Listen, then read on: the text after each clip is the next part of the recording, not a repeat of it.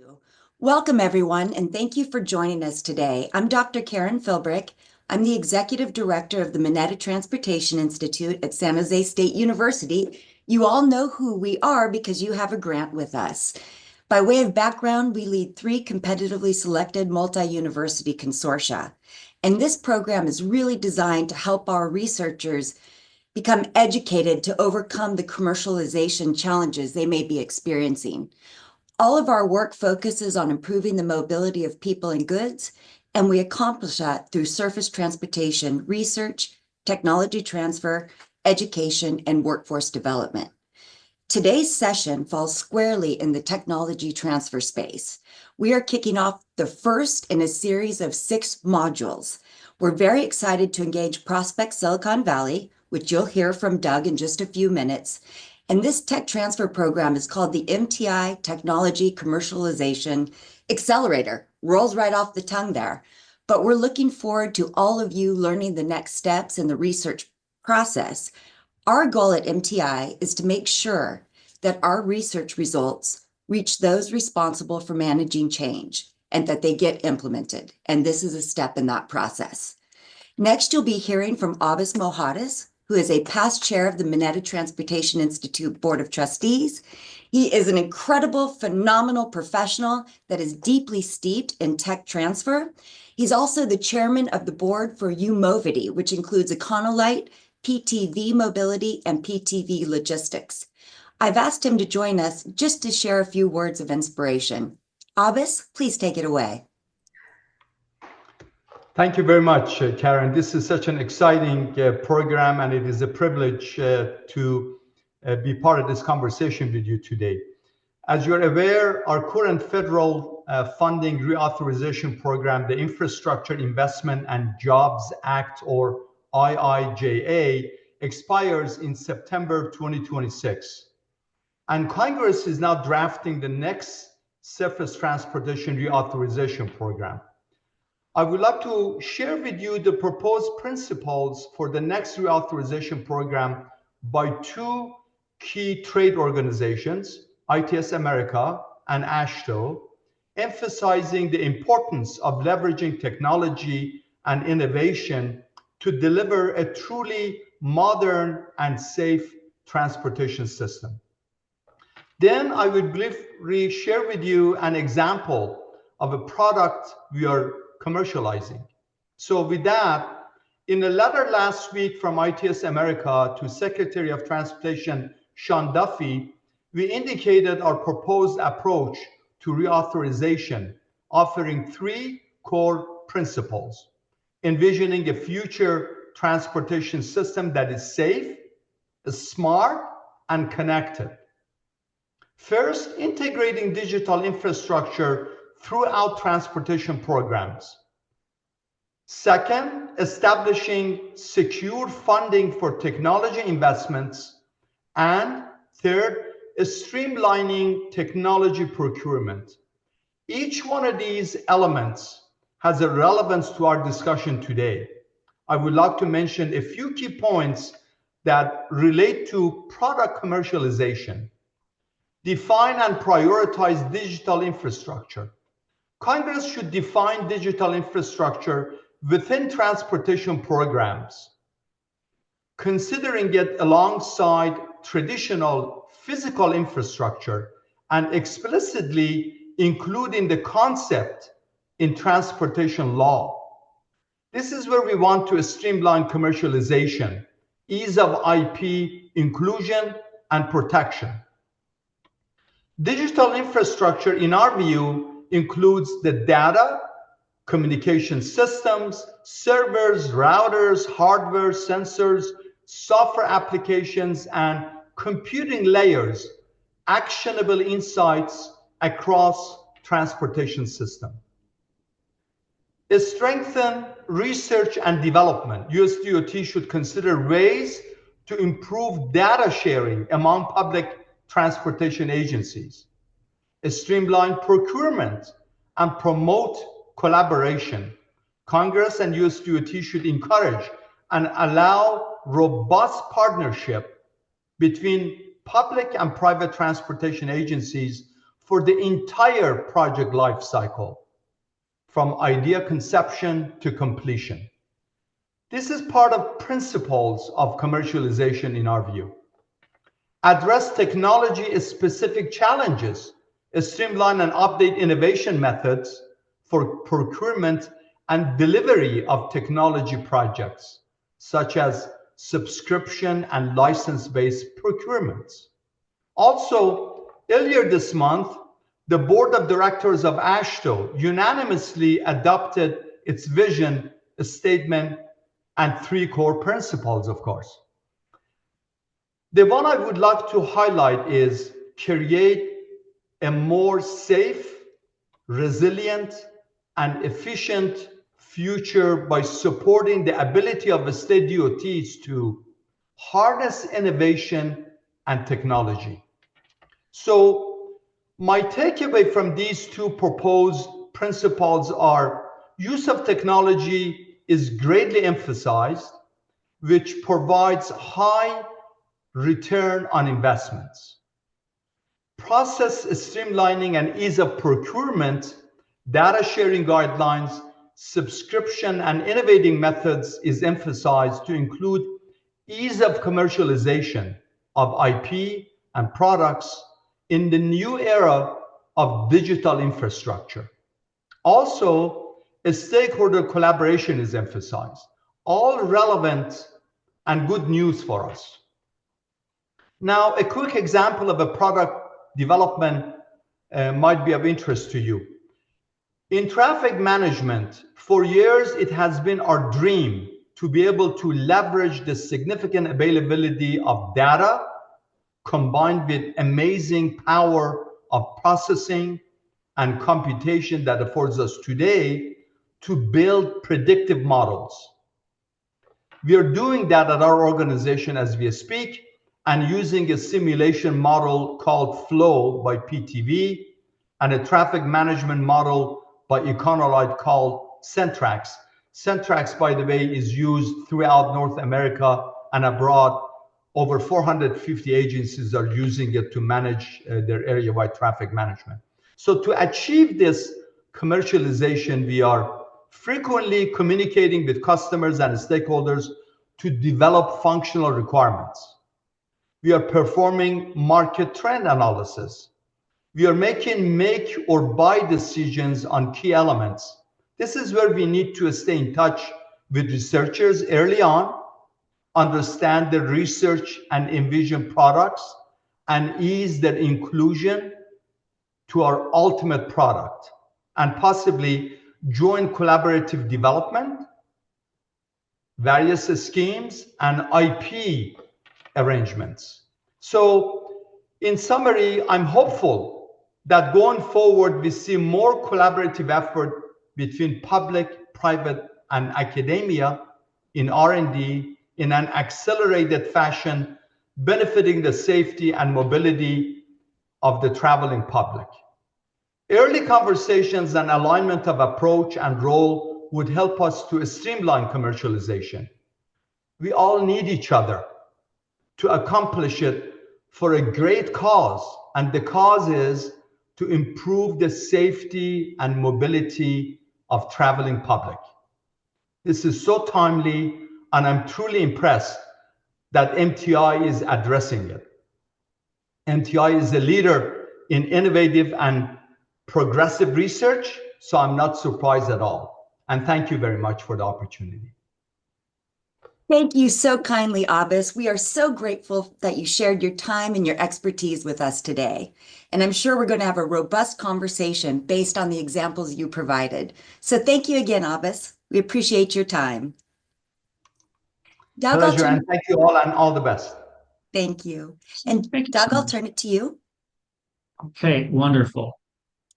So by way of introduction, I'm Doug Davenport. I'm founder and executive director of Prospect Silicon Valley. We've been in existence for about 11 years now. We very quietly turned 5 during COVID and quietly turned 10 just recently, as we've been hard at work the entire time. By kind of a little bit of history, I was really excited when Hillary and Karen approached us about joining this team for the UTC and to be part of a focal point on technology commercialization, which I think is important. We've in our history had a technology commercialization center that we had in San Jose. Was recently closed. It was closed during COVID for reasons. But we continue to focus on commercializing and scaling technology that has real impact. And so I believe that our conversation with all of you and with future attendees will be really intersecting in how your work can lead to impactful innovation in this space. And we're going to focus on how you and what you're doing can be aware of the implications of technology commercialization. So I'm going to go through a few things. My slides are decidedly cute. If you could help me for a moment, there's a little issue with here. There we go. We're gonna decidedly a little casual, but what I'm going to share with you is a few things that really matter in commercialization. Definitely in the social infrastructure space, and especially in transportation, and then go through a little bit about what this accelerator will entail. We're going to have question and answer at the end, so please, if you have questions, hold them, and we'll be sure to have a good discussion. So why does commercialization matter? How can the impact of your research be felt in a much more serious way? Now, I will start this by saying that each of you, wherever you are in whatever institution you belong, you have most likely plenty of input and plenty of help, specifically from your technology transfer offices or others, about how you specifically conduct commercialization of intellectual property, et cetera. What I'm going to talk about are some of the dynamics that are involved. So let's start with this. So you may have seen this quote before. It's one of the world's famous fake quotes. It's definitely not written by Buddha, but it still, I think, is a good starting point, because I'll tell you something. None of us, I believe that this is clear to everybody, none of us are in this space because we're trying to make fast money, big money.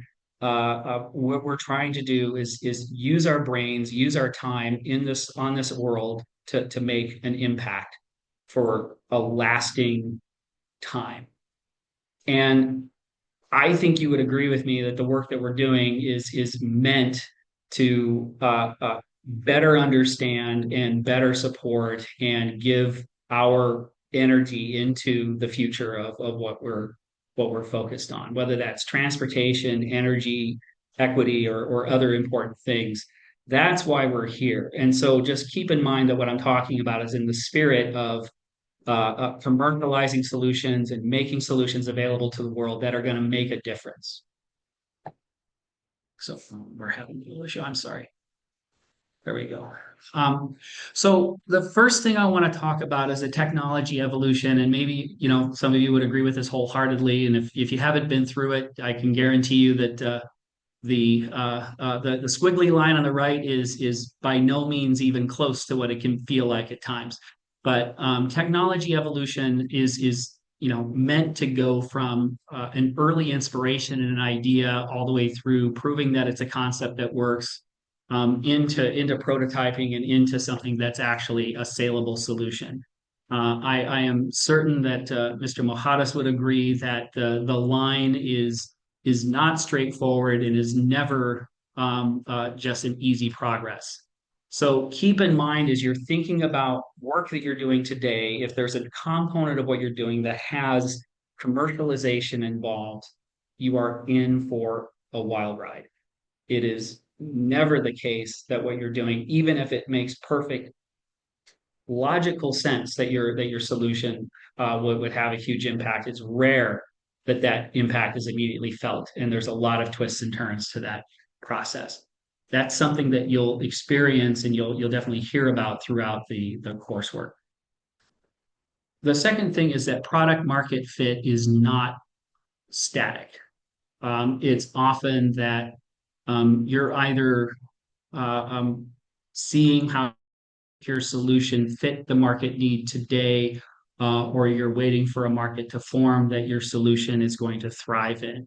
It's a moving target and it never stops moving. There's an evolving world and usually an evolving set of circumstances that you have to contend with when you're thinking of commercializing. This is one of the things that creates the squiggle, right? So, whether you're in traffic systems or mobility or in other areas of transportation technology, product market fit is something that is a constant dynamic that you need to be aware of, and is something that will be um, really felt throughout the process. The next thing that I'd like to address is aligning the needs that you're trying to satisfy, and the process that you undergo, or the process you may need to undergo in order for that need to be fulfilled. So there's a common thing in technology around investors, and I will tell you that I did a ton of transportation oriented commercialization support to companies that have now become international brands. Back in the days of the unicorn startup and VC driven technology solutions often create or often experience a really huge disconnect between the expectations on cash flow, return, market growth, et cetera, that come from a lot of VC investment, and the process of the buyer. And in the transportation space, you're all, I'm sure, painfully aware that the buyer is not always the same as the people that might be using your technology. The buyer's process, and the thank you, and the buyer's priorities are often different than maybe the functional needs that you think that you are satisfying. I've seen many startups. I will tell you that I've worked with now close to 100 startups in the energy, clean tech, and transportation space. And I've often seen that the focus on the user and the focus on the investor tend to over that middle circle, and that is what's the buying process, what are the buying priorities, and what are the fundamental needs in order to bring that solution in. When I think buyer, by the way, I'm thinking a transportation agency. I'm thinking a procurement group within an organization to which you're selling, and so this becomes a very complicated matter. So there's a real need to bring necessary, revenue, profitability, market growth, and other business parameters into focus with the user experience functionality, scale of improvements and scale of, I would say, functionality evolution, along with the pace and the process that a buyer is going to dominate. Bringing those into focus is not easy. This compounds what I'm just going to call the squiggle. It compounds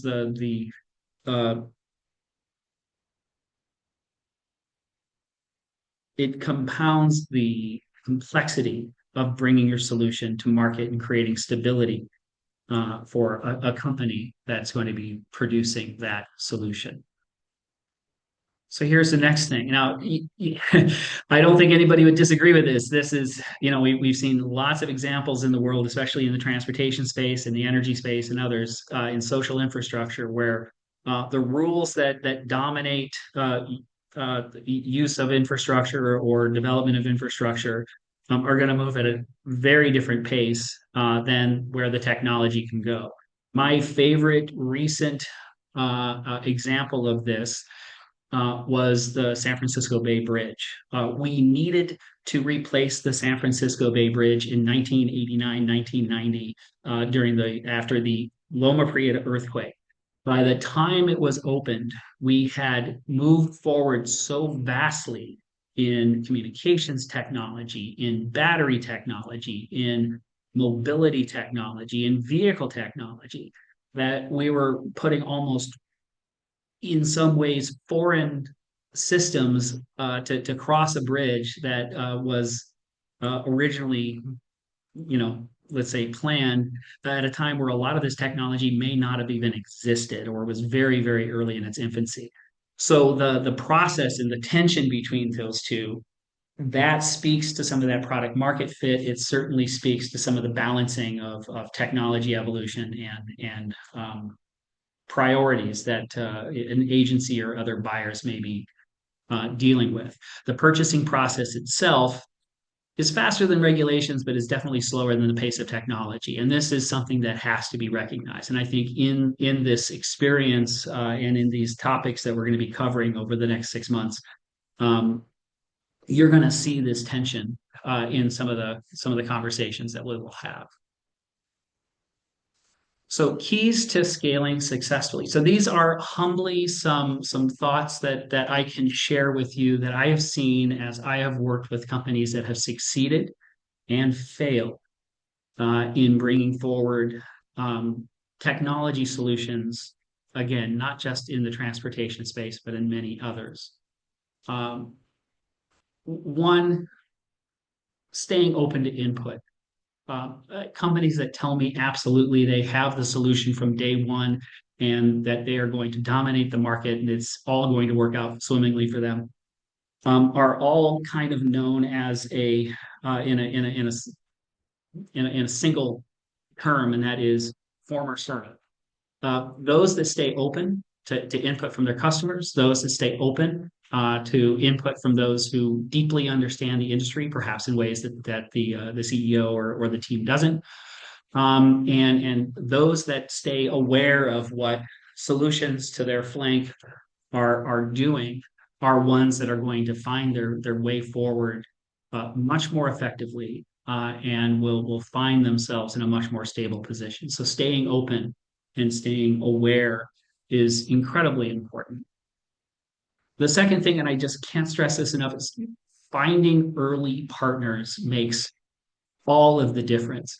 Those partners may not be with you forever. It may not be your ultimate, it may not represent your ultimate solution set, but it is an education that is critical to moving a solution forward. And they tend to be, if you do it right, they tend to be your biggest champions as you continue to evolve. And I think you will hear that over and over again in the modules that will be coming. So partnering early with credible users, not just a brand name, but somebody that truly represents leadership in the space and represents a real understanding of what's needed and where things can go, can make a tremendous difference to the future of a technology organization or a startup. Understanding and listening to them as to what is needed and how they can represent the evolution to your industry is incredibly important. So partnering early and making those partnerships rich, very, very important. Third, stay flexible. So as you grow, think of what I've presented here with the need to bring things into focus, the need to continually evolve in a market that is in itself evolving in many ways. You have to stay flexible in your growth strategy in addition to your technology evolution. The solution you might be bringing forward, may be advanced and it may have tremendous headspace for improvement in your particular market, but you're going to be on a very long road.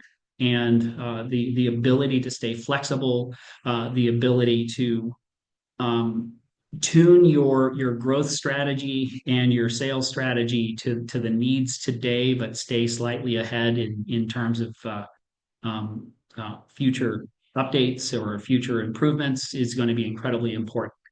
um, to both the long-term future of the solution or the company, um, as well as just the simple stability of your organization to continue to provide those solutions in the future.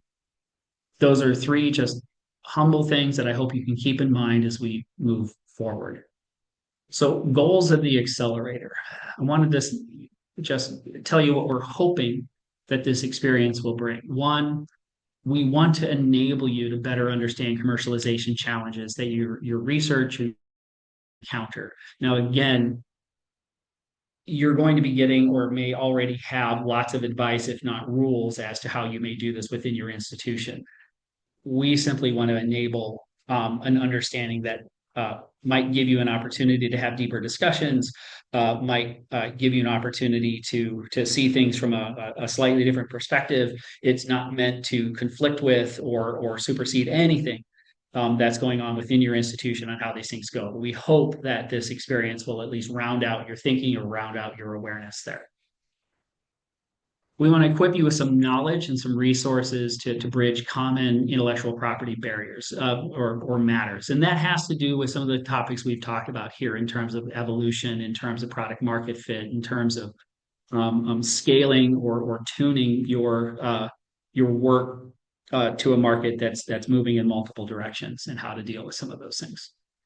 And then third, provide you with an understanding of commercialization principles, customer matters, and success factors, as I've tried to give you an overview with this morning or this afternoon, depending where you are. So those are our three kind of top level goals of this accelerator.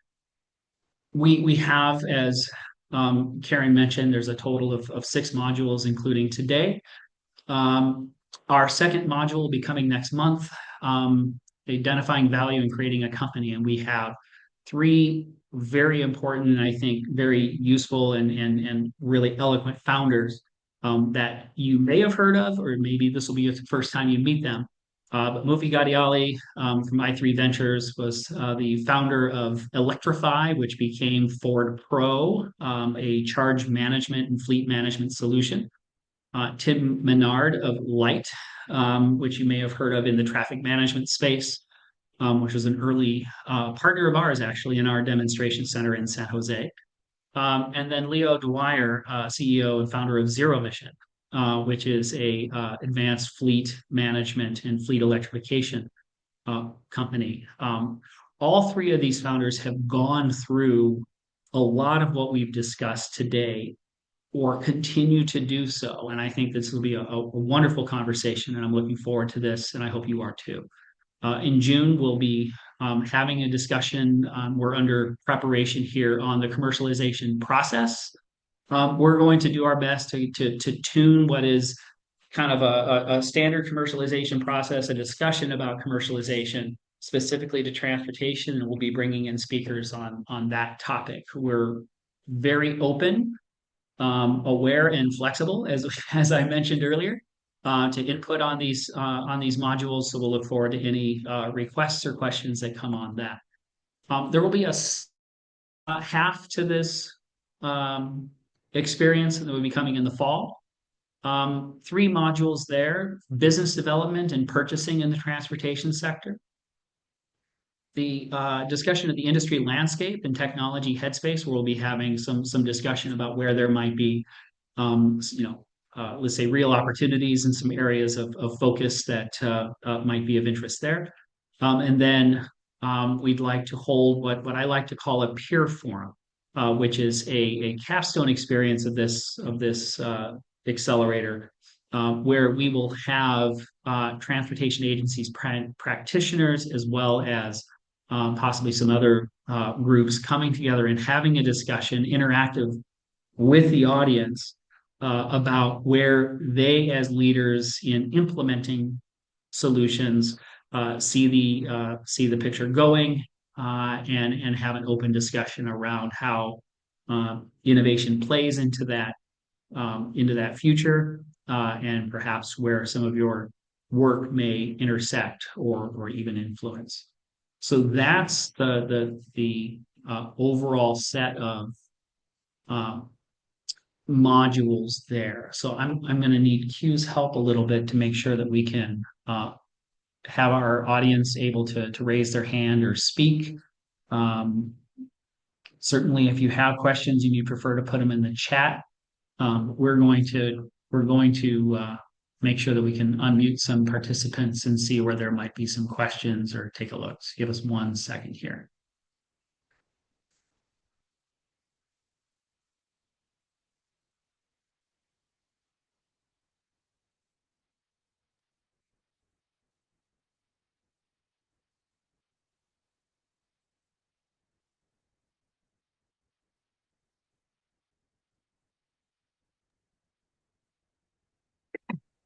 Yes, we can Catherine? make available Doug slides.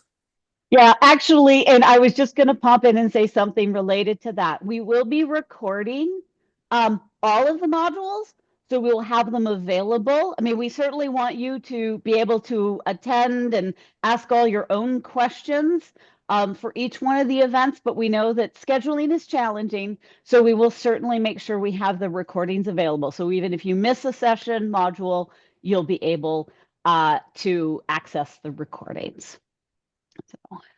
So Q is just unlocking some names. I will say a hello to Christian Poliziani, whom it would be it's almost humblingly unnecessary and almost inappropriate to say that he was an intern with Prospect Silicon Valley. He was a visiting expert. We had the misfortune of COVID that separated us.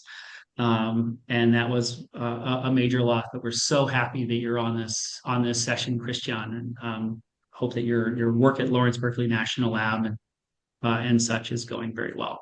So are there any questions from the audience? You should be able to unmute yourself if you have a question, and I think it would be just fine for you to just chime in and identify yourself and ask your question.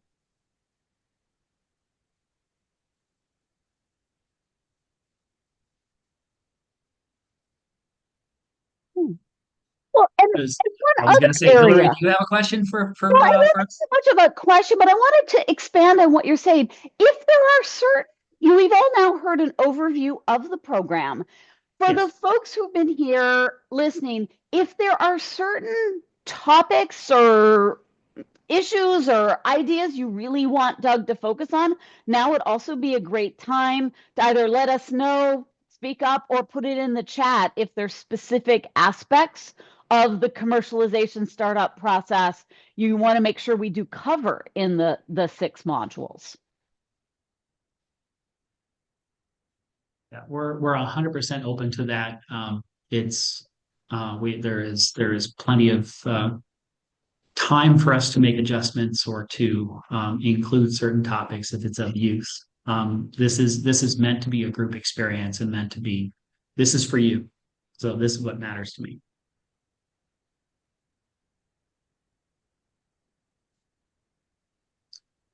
I have a question, Doug. We've talked a Thank lot you. about very specific, I like to call them widgets, gadgets, physical things that I think a lot of our researchers, particularly those that come from an engineering background, are working on developing in their institutional university labs. But I also know that a lot of times folks are working on developing new processes, planning ideas, policy guides. And while those don't necessarily fall under what I think of as commercialization, I'm wondering if there will be an opportunity throughout the program to at least talk a little bit about that as well. Because I think sometimes how do we get processes, planning, policy into the hands of users is important and of interest.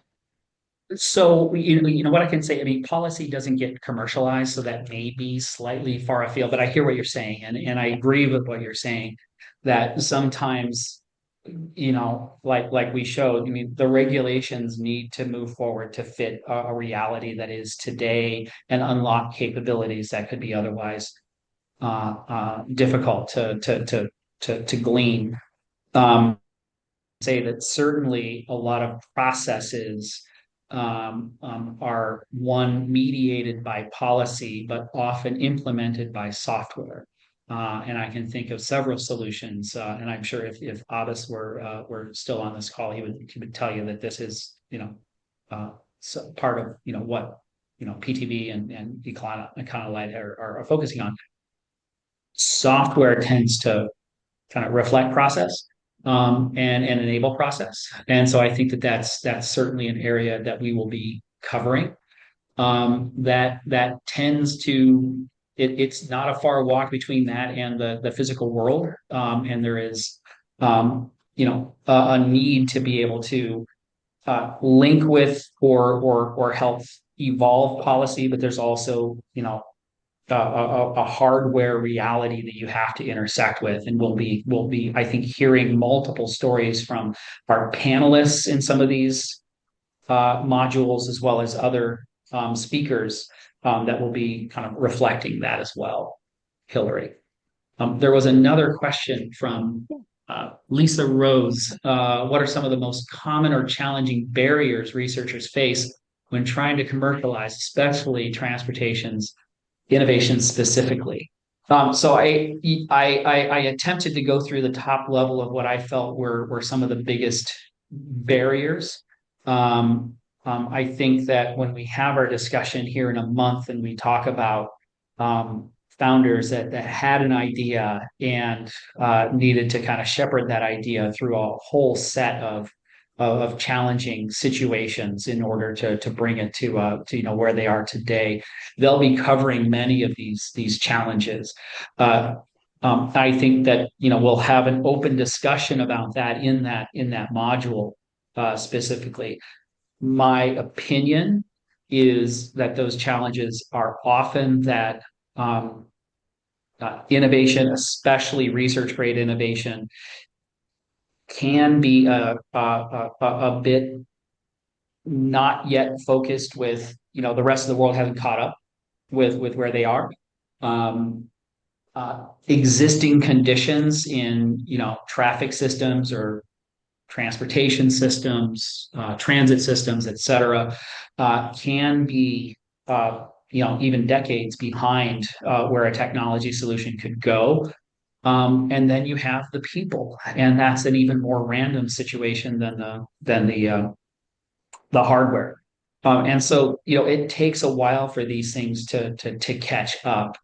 I don't recall a single instance that I'm racking my brain for a single instance in which it had to do with disputes over ownership of IP. I have yet to see an instance where someone was in a dispute or having a challenge in kind of defending their particular solution as unique. It's been more about how you tune that solution to implementation, and how do you tune that solution to bring new value given the context of the actual infrastructure we're dealing with. That's how I would answer that. Great. Are there other questions from folks? Things you're interested in knowing? Additional details about the upcoming modules? Catherine. Catherine. Hi there. Is my mic on? Can you hear me? Yes. Yes. Hi, Hillary, and hello, Doug. Thank you for the presentation. I just wanted a little more clarity about Prospect Silicon Valley and its affiliation with San Jose State beyond the Mineta Transportation Institute. I just remember a few years ago there were some emails promoting Prospect Silicon Valley and that sort of thing. And so I was just wondering if you could just do a general overview as to how possibly you work with San Jose State more broadly. Sure. And what organization are you with, just so I have a... I'm a professor in urban and regional planning, soon to be the School of Planning, Policy, and Environmental Studies at San Jose State. Oh, lovely. So we our affiliation with San Jose State is through MTI. We're a subcontractor, so to speak, to MTI under the current UTC program, which I apologize, Karen, I don't know the title of the of that particular contract. But that's our affiliation. I'm sorry. I said, no problem. Okay. So yeah, so we're otherwise not directly affiliated. Now I've had, lots of intersection with San Jose State. I had the honor of sitting next to Norman Mineta at an ITS America function, and got to thank him for what he did with the institute and everything else he did in San Jose. But otherwise, we're not directly affiliated. Prospect Silicon Valley is a 501c3 nonprofit corporation. We were founded originally in partnership with the city of San Jose. We ran a technology demonstration center, which was the property was owned by the city of San Jose, and we serve emerging technology startups at multiple scales, as well as work with public and private institutions in advancing clean tech solutions in energy and transportation, buildings, and other key markets. Our work is intended to bring traction and scale to solutions that have really broad impact, but our focus is constantly on maximizing social benefit from the work that we do. I hope that helps with the question. Okay. Oh, sorry, Catherine. I No, spoke over you. That's all right. No, not to worry. Okay, thank you. That helps immensely. And I've actually heard good things about you from founders. So it's a pleasure to meet you. That's so nice to hear. Yeah. Believe me, you work so hard. I will just tell you that little things like that make a big major difference, because we work very hard. It's not often that all of the good news gets back to us, because we're constantly right at the edge of what we're currently I'm struggling just gonna today. jump in, because I know we've got another question. I want to be respectful of everyone's time. So Absolutely. Mike. Yes.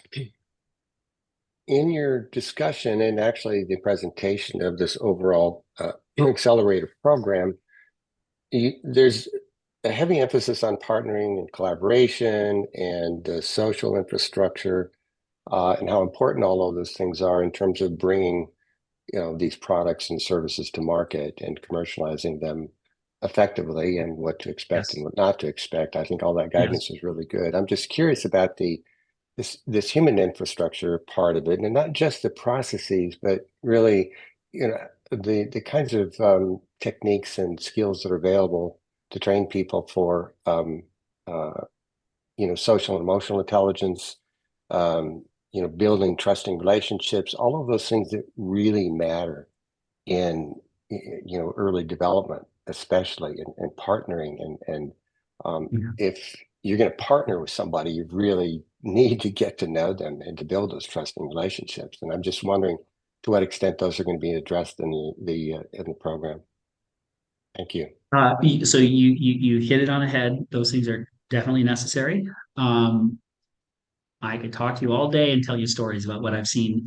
I will tell you that I can think of at least 2 modules in which that's going to be directly a point of discussion, including the next module. It's when I talk about developing productive partnerships, it's not about convincing someone that your solution is just give way and do anything you need. You have to come at these things with enormous humility, but great confidence that where you're headed is right, and build mind share and build momentum. It's incredibly important. It's one of the most, I think, critical points to making these things happen. I've seen an overemphasis on technology, and have literally heard people say, this solution is so good it's going to sell itself. And I'm kind of like, well, I wish you the best in your future endeavors. Or an overemphasis on sales, where they think that if they get enough volume, it's going to make up for perhaps the lack of trust that they have yet to address.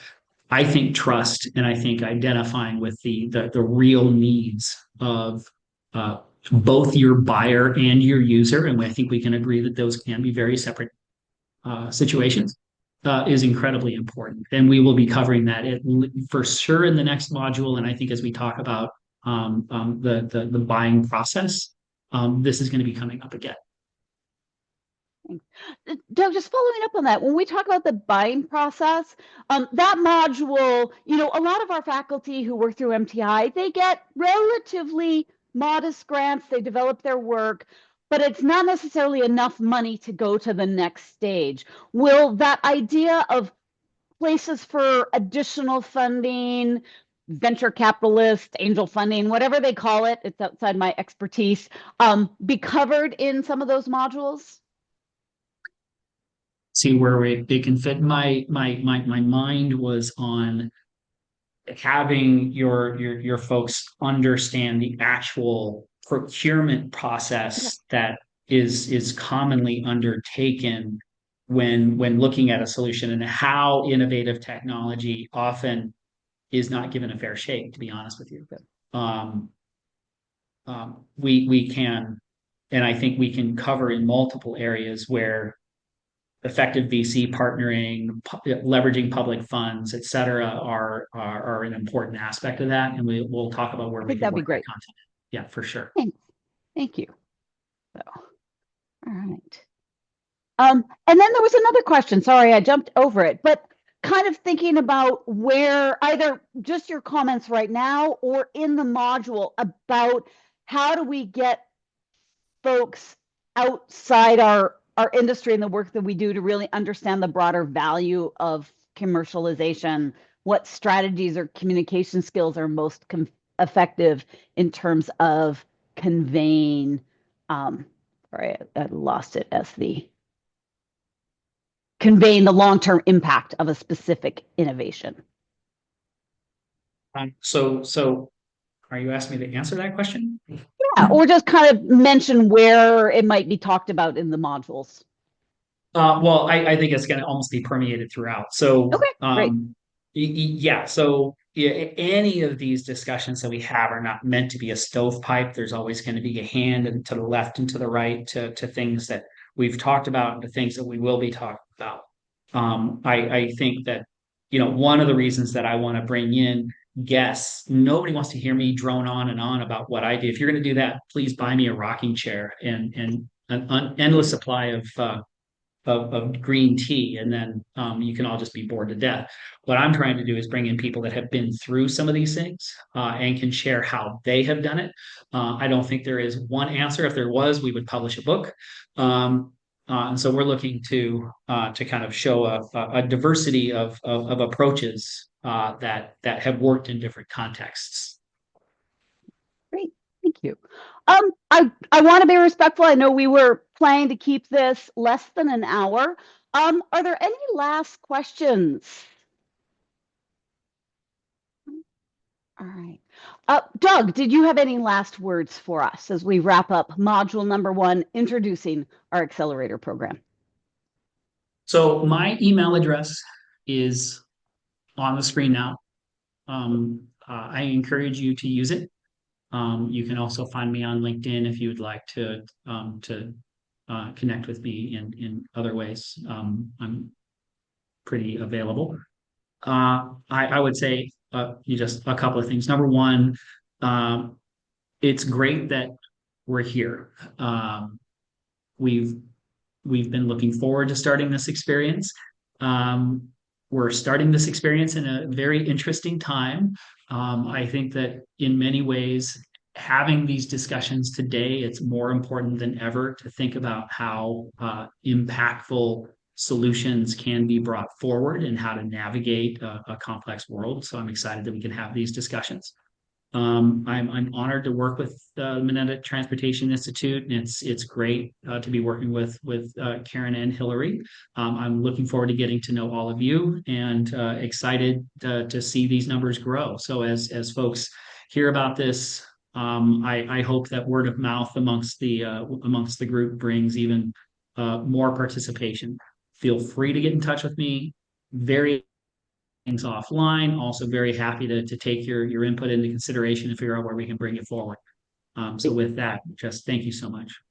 Thanks, Yes. everyone. Thank you, Thank Doug. you. Karen, did you want to say anything? Yes, I just wanted to say thank you for joining us in our first installment, and we very much hope that you enjoyed it and learned something new. We'll see you for the next ones. Thanks so much.